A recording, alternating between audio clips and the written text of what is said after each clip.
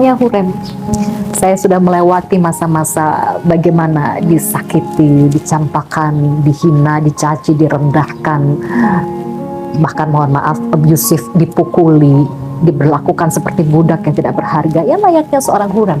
Saya jadikan tokoh toladan yang seolah saya bercermin kalau melihat seorang Hurem, berbagi ranjang juga dengan istri yang lain. Masya Allah. Apalagi di dalamnya ada poligami juga. Ya saya sebenarnya belajar ya dari sosok kisah Hurem ini, belajar sebagai sosok teladan.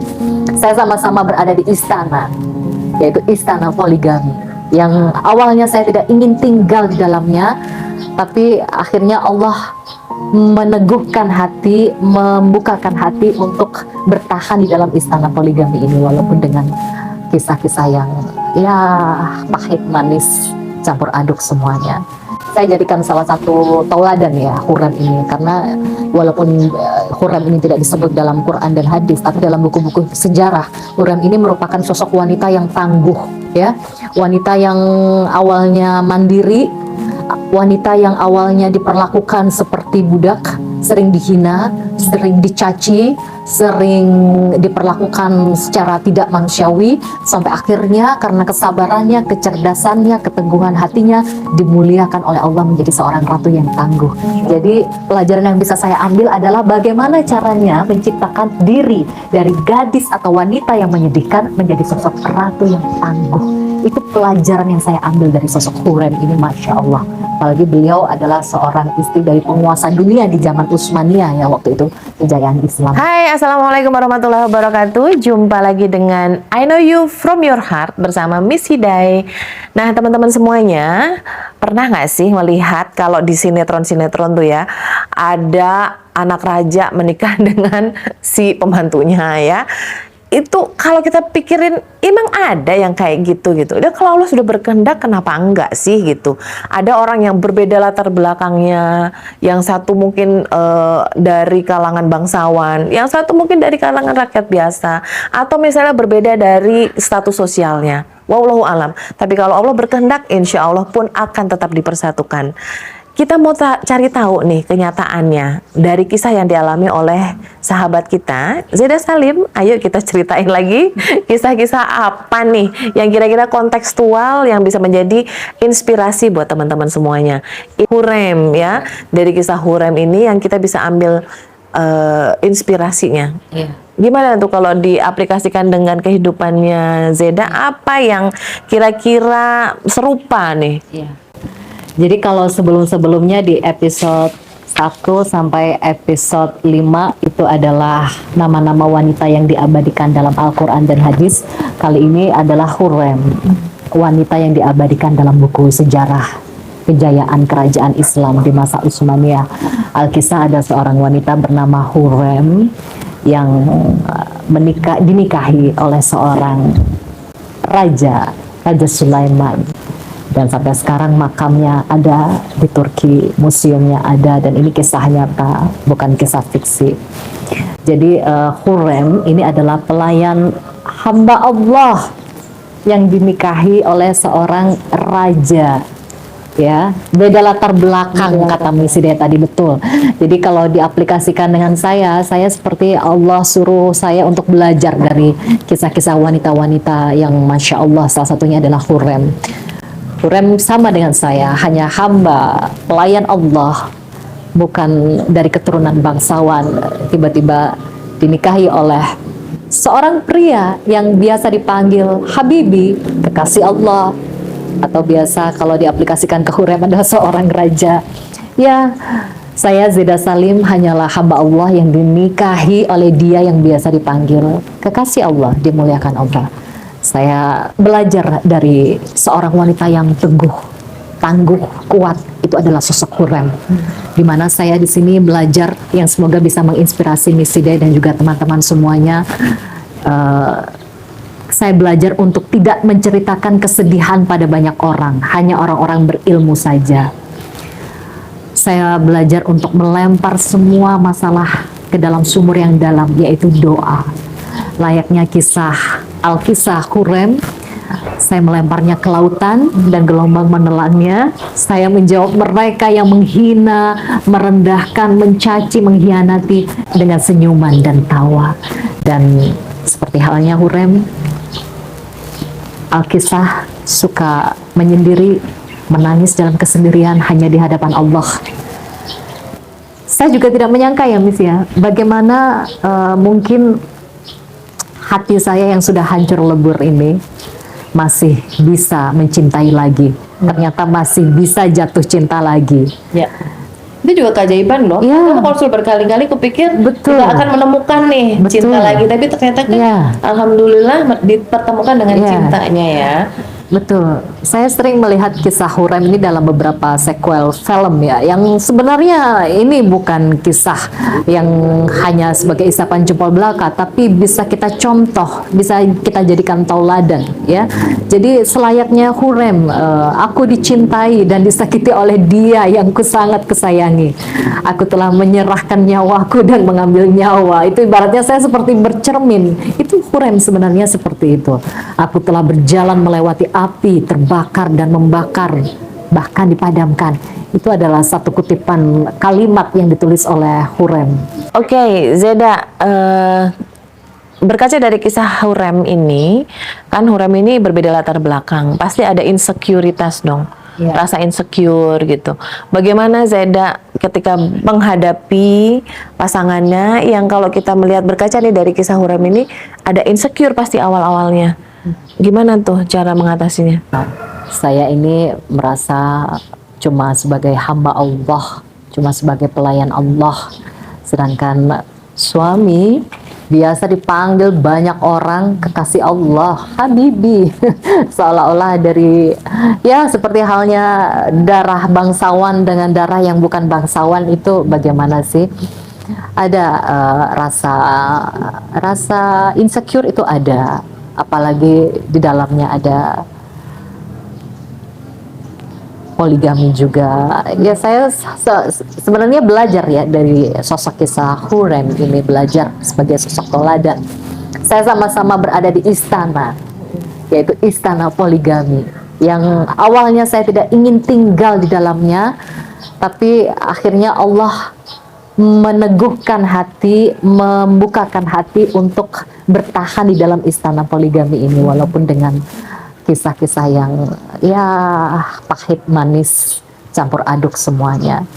Saya jadikan salah satu tauladan ya Hurem ini, karena walaupun Hurem ini tidak disebut dalam Quran dan hadis, tapi dalam buku-buku sejarah Hurem ini merupakan sosok wanita yang tangguh ya, wanita yang awalnya mandiri, wanita yang awalnya diperlakukan seperti budak, sering dihina, sering dicaci, sering diperlakukan secara tidak manusiawi, sampai akhirnya karena kesabarannya, kecerdasannya, keteguhan hatinya dimuliakan oleh Allah menjadi seorang ratu yang tangguh.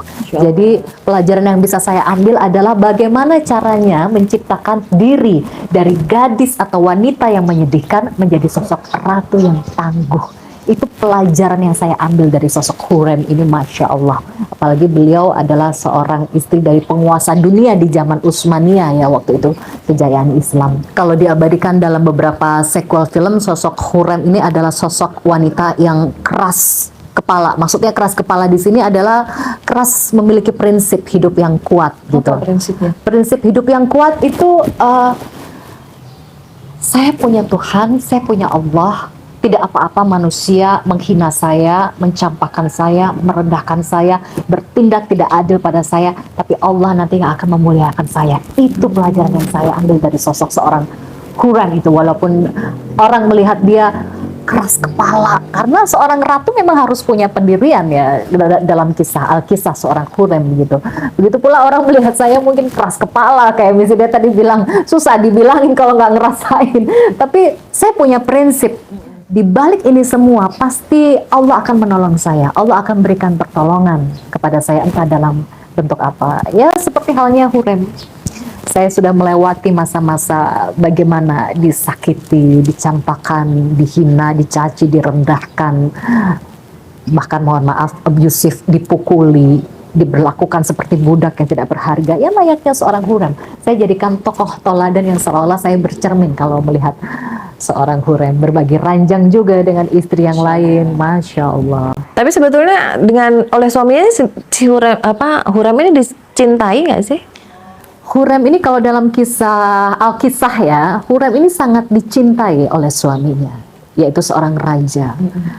Dicintai tapi juga kadang diperlakukan tidak adil.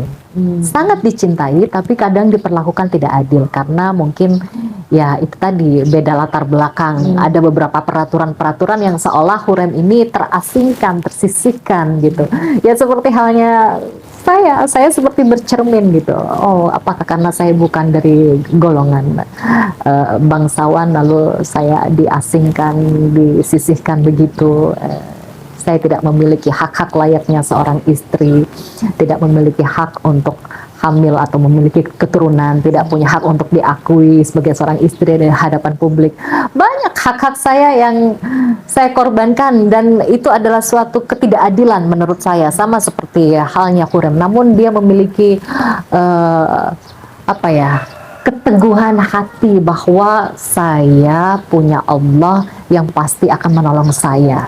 Saya tidak mudah percaya dengan manusia di dunia ini. Saya hanya percaya kepada Allah. Tidak apa-apa saya dikhianati, tidak apa-apa saya dicampakkan oleh manusia, tidak apa-apa. Yang penting saya tidak disia-siakan oleh Allah. Itu Masya Allah ya, keteguhan hati, keyakinan banget ya bahwa Allah akan memberikan yang terbaik. Dan adakah dari kisah Hurem ini yang sama dengan Zeda pada pemberian dari suaminya misalnya? ya betul. Kalau kita lihat di Al-Kisah di film sequel salah satu stasiun TV ya pernah sempat diabadikan kisahnya Hurem itu judulnya Abad Kejayaan. Kalau tidak salah diberikan sebuah cincin zamrud ya berwarna hijau. Nah ini sebenarnya adalah cincin yang diberikan Hurem. Yang diberikan untuk Hurem dari seorang raja dan ini adalah cincin yang diberikan oleh suami saya yang biasa dipanggil Habibi ya, dimana ada makna sebenarnya dari liontin ini, dari zamrud ini. Beliau memberi saya dua, bukan hanya cincin tapi juga liontin, tapi bentuknya sama seperti ini, yaitu zamrud ini adalah gambaran kalau dari kisah Hurem ya, zamrud ini adalah gambaran bidadari surga, seorang ratu. Zamrud mata berlian yang berharga dikelilingi oleh ini intan permata putih, ini adalah dilindungi oleh tentara-tentara Allah. Jadi istilahnya Hurem ini dimuliakan oleh suaminya, tapi kadang juga dalam beberapa Al-Kisah diperlakukan tidak adil karena perbedaan latar belakang itu. Nah itu yang saya jadikan motivasi.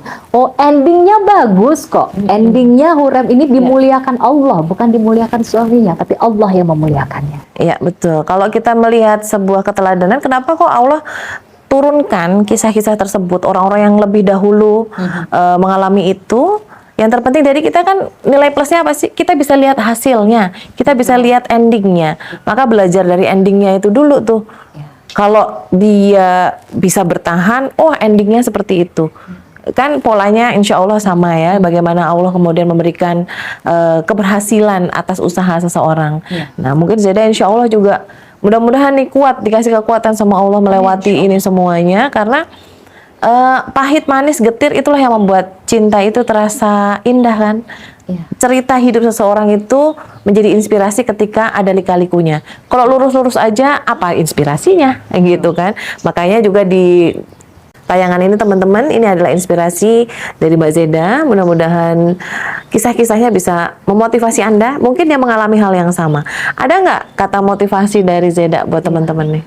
Masya Allah, sebelum memberikan kata motivasi mungkin saya ingin berbagi hikmah dan kekuatan ya. Apa sih hikmah dan manfaatnya? Saya dengerin Zeda ngomong, dari kisah Hurem ini, sosok dari seorang pelayan sehingga dijadikan Allah, dimuliakan Allah menjadi ratu dunia di masa Utsmaniyah. Yang pertama adalah tidak ada sesuatu yang mustahil bagi Allah. Ya, seorang budak, seorang pelayan mustahil bisa menjadi seorang ratu. Kalau Allah sudah berkehendak, seorang pelayan bisa menjadi lebih mulia dari kebanyakan manusia, bahkan di atas rata-rata jika Allah berkehendak. Itu yang pertama. Yang kedua, dari kisah Hurem ini belajar tentang ilmu tauhid, ketauhidan, bergantung sepenuhnya kepada Allah, percaya hanya kepada Allah. Kita tuh kalau di bumi ini, di dunia ini tuh sering dikhianati manusia, sering dikecewakan, disakiti. Itu kita balas apa? Dengan senyum dan tawa. Yang kita percaya cukup Allah, bertauhid. Ada masalah, ada orang yang ingin menyakiti kita, kita serahkan ke Allah. Itu ilmu ketauhidan dari sosok seorang Hurem tuh luar biasa sekali, Masya Allah.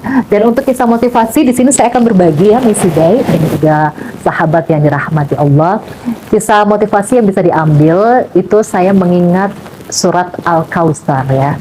Ini sebenarnya adalah surat yang sering saya baca setiap hari dan saya sering meneteskan air mata di saat merenungi, bermuhasabah diri bahwa terkait surat Al-Kautsar ini seperti Allah sedang berbicara kepada saya, di mana isinya a'udzubillahi minasyaitonirrajim, bismillahirrahmanirrahim, inna a'tainakal kautsar fasholli lirabbika wanhar, inna sani'aka huwal abtar. Ada 3 hikmah. Yang pertama, sesungguhnya aku telah memberimu nikmat yang banyak. Seolah-olah Allah itu berbicara kepadaku bahwa Zeda, aku sudah memberimu nikmat yang banyak. Aku sudah memberimu keimanan, ketakwaan, harta yang cukup, pakaian yang cukup. Bersyukurlah. Aku sudah memberimu nikmat yang banyak. Itu yang pertama. Yang kedua, maka dirikanlah sholat karena Tuhanmu dan berkorbanlah. Fasholli lirabbika wanhar. Artinya, seolah Allah berbicara kepadaku, maka dari itu, agar nikmatmu bertambah, dirikanlah sholat dan berkorbanlah. Jangan tinggalkan sholat. Bersyukurlah aku sudah memberimu nikmat yang banyak dan berlimpah ruah. Dan berkorbanlah karena Allah, bukan karena manusia. Lalu yang ketiga, inna sani'aka huwal abtar. Sesungguhnya orang-orang yang membenci kamu dialah yang terputus dari rahmat Allah atau tidak beruntung. Seolah Allah itu berbicara kepada saya bahwa Zeda, jangan khawatir. Orang-orang yang menyakiti kamu, yang mengkhianati kamu, yang mengecewakan kamu, mereka itu orang tidak beruntung. Mereka putus dari rahmatku. Tetaplah bersyukur dengan mendirikan sholat dan berkorban. Hikmah kisah motivasi yang saya dapatkan dari saya belajar dari sosok tauladan seorang Hurem, seorang pelayan yang dimuliakan oleh Allah menjadi seorang ratu. Masya Allah ya. Tentang belajar tentang pengorbanan, belajar tentang bahwa kalau sudah diberi sama Allah nikmat yang banyak itu, maka Allah juga meminta kepada kita balasannya. Balasannya ya ayo, bentuk bersyukurnya adalah dengan sholat, menunaikan perintah Allah. Sholat itu bukan untuk Allah loh. Sholat itu justru untuk kita sendiri loh. Kita yang butuh. Kita yang butuh, karena sholat isinya doa. Betul. Ya kan? Makanya kalau kita sholat itu doa semua.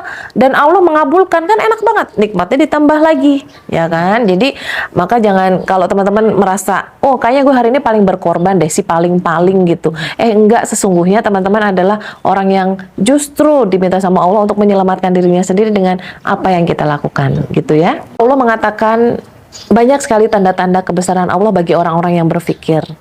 Nah, setelah melihat tayangan ini, kira-kira apa sih yang bisa kita pikirkan? Apa sih tanda-tanda Allah? Ya, bisa jadi kalau buat Miss Hidai justru kisah hidupnya Zeda yang up down, ya, yang roller coaster, yang mungkin banyak air matanya, ya Miss Hidai menemani dia banyak banget air matanya, ya kan? Kalau teman-teman mempelajari itu, jangan sampai kita yang mengalami itu. Karena kita cukup belajar dari apa yang sudah dialami oleh saudara kita. Dan temanilah saat saudara kita itu sedang dalam duka. Karena insya Allah pada saat saudara kita kemudian mendapatkan kebahagiaan, apa yang kita berikan itu akan kembali kepada kita menjadi balasan kebaikan. Amin. Dan ketika kita membantu seseorang yang sedang terluka, ya, memudahkan urusan dia, maka kita seolah-olah sedang memudahkan seluruh alam semesta. Masya Allah. Oke, sampai jumpa lagi di episode berikutnya di I Know You From Your Heart. I know you because I love you. Assalamualaikum warahmatullahi wabarakatuh. Waalaikumsalam.